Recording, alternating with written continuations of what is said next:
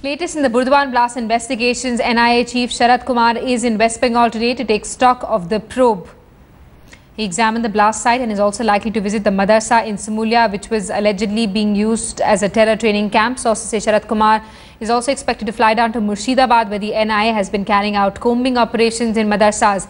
The National Investigating Agency widened its probe after questioning a few accused. The NIA believes the Burdwan module was part of a terror plot to overthrow the Sheikh Hasina government in Bangladesh, according to sources.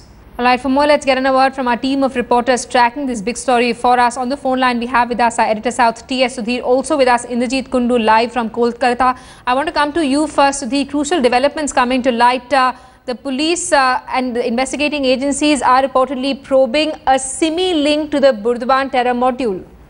Absolutely, and this seems to have footprints in several states of India. What the police officials in Telangana as well as our sources in the intelligence are telling me is that these 4 convicts who had escaped from Khandwa jail in October 2013 carried out a robbery at the State Bank of India branch in Karimnagar district in February 2004.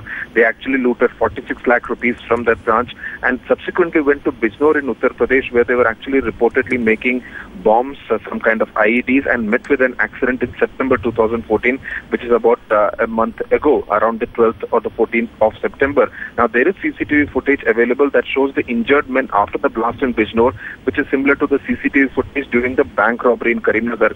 Interestingly, currency bundles which have the stamp of the SBI branch in Karimnagar were found in Burdwan, and this is one of the crucial piece of evidence that the NIA has been able to establish, and they are also sure about the identity of 3 of those men whose names apparently are Ijaz, Zakir and Amjad, who were involved both in the robbery as well as in the blast in Bijnor. So they do believe that there are these footprints along across different states, which these sleeper cells of SIMI has managed to activate, and they're probably involved in doing something much more sinister, but perhaps could not really carry it through to its logical conclusion. A sinister plot across 3 states are being investigated by the NIA. Let's also get a word from Indrajit Kundu, who's with us live this afternoon. Indrajit, interesting that these details are coming to light on a day when the NIA chief is visiting Burdwan. Well, that's right. Very crucial links emerging in this Burdwan blast terror plot. And it's not just Burdwan, as we have been reporting. The NIA has, in fact, widened its ambit of the probe, and that's the reason why the NIA chief, even as we speak, has just left Murshidabad. He visited Murshidabad as well. Remember, Murshidabad district is coming out to be a very important link in this entire puzzle that the NIA is trying to solve, because the main accused, Shakil Ahmed, who died in the October 2nd blast, he used to live in a rented apartment in Murshidabad.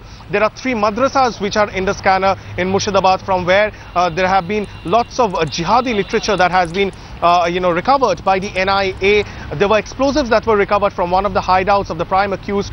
All these are now being examined by the NIA. So the NIA chief coming in this backdrop is very crucial.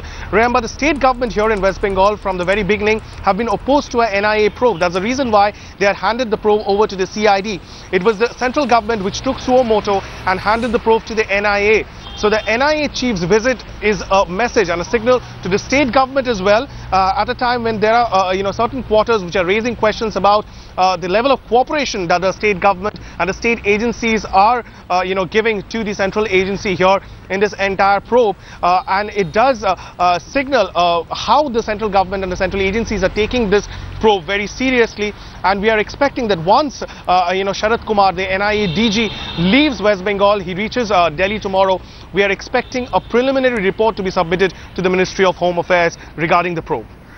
Yes, and Indrajit, some worrying trends coming to light. The SIMI, which was believed to be defunct till now, has re-emerged as a terror group, which and operators of SIMI were reportedly in touch with people in Madhya Pradesh and in Burdwan, and this was reportedly part of a plot to overthrow the Sheikh Hasina government in Bangladesh.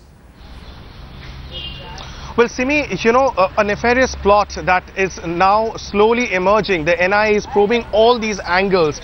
Remember, there are several, agencies whose names have cropped out. One is the Jamaatul Mujahideen Bangladesh. These are banned organizations in Bangladesh. After the crackdown by the government there, the Sheikh Hasina government there, many of them have infiltrated into the Indian side of the border. And that's the reason why we see all these bordering districts in West Bengal, be it in Murshidabad, be it in Malda or in Nadia and Burdwan. These are the places where it is India shares a very porous border with Bangladesh. It's easy to infiltrate.